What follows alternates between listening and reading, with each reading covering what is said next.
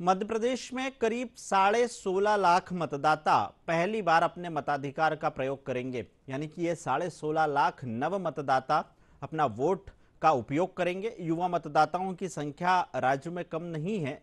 राज्य के मुख्य राजनीतिक दल भाजपा और कांग्रेस का इस बार युवाओं पर खास फोकस दिखाई दे रहा है। मध्य प्रदेश की 29 लोकसभा सीटों पर क्या है मतदाताओं की, नव मतदाताओं की भूमिका कितनी महत्वपूर्ण है? डीडी न्यूज सहयोगी आदित्य श्रीवास्तव की ये रिपोर्ट। मध्य प्रदेश की 29 सीटों पर युवा मतदाता अच्छा खासा असर डालते हैं। यही कारण है कि भाजपा और कांग्रेस युवाओं को लुभाने के लिए कई दावे और वादे इस चुनाव में करते दिखाई दे रहे हैं। चुनाव आयोग के आंकड़ों को समझें तो अब तक राज्य में करीब 16.5 लाख ऐसे मतदाता हैं जो पहली बार इस चुनाव में वोट डालेंगे। वहीं अगर बात 20 से 29 साल के मतदाताओं की करें तो 1,36,34,641 मतदाता हैं। 30 साल से 39 साल तक के 1,49,77,123 मतदाता हैं।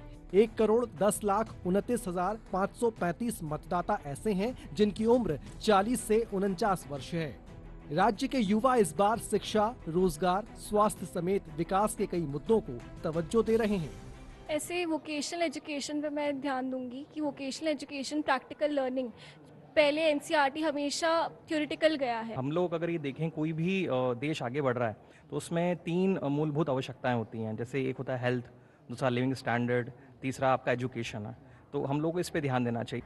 गर्ल्स के लिए स्पेशली जो स्कॉलरशिप है वो गांव जो है वहाँ पर उनको बहुत ज़रूरत है, क्योंकि आज भी कहीं ना कहीं ये सोच गांव में है कि लड़कियों को पढ़ाने की ज़रूरत नहीं है। यूथ आत्मनिर्भर हुआ है लेकिन एक पर्टिकुलर लिमिट तक। युवा मतदाताओं की इतनी बड़ी संख्या साफ बताती है कि चुनावों में इनकी भूमिका बहुत महत्वपूर्ण है। यही कारण है कि राज्य के मुख्य राजनीतिक दल भाजपा और कांग्रेस युवाओं को लुभाने में जुटे हैं। युवाओं को दृष्टिगत रखते हुए हमने स्टार्टअप की योजनाएं बनाई, नई शिक्षा नीति लेकर के आए।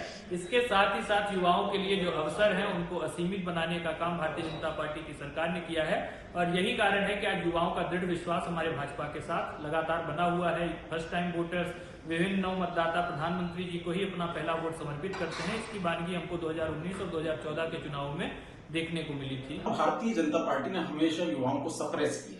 कांग्रेस पार्टी ने लोकसभा चुनाव को लेकर के भी ये कदम उठाए कि सबसे पहले तो युवाओं के साथ जो वादा खिलाफी हुई, पिछले बार 15 अगस्त 2023 तक 1 लाख युवाओं की सरकारी नौकरी में भर्ती हो जानी थी, वो नहीं किया। साथ ही साथ पटवारी और व्यापम जैसे जो स्कैम है वो लगातार मध्य प्रदेश में सामने आ रहे हैं। तो ऐसे घोटाले करने वाली सरकार, युवाओं की पीढ़ी बर्बाद करने वाली सरकार के खिलाफ युवाओं को मैदान में उतारा जाएगा।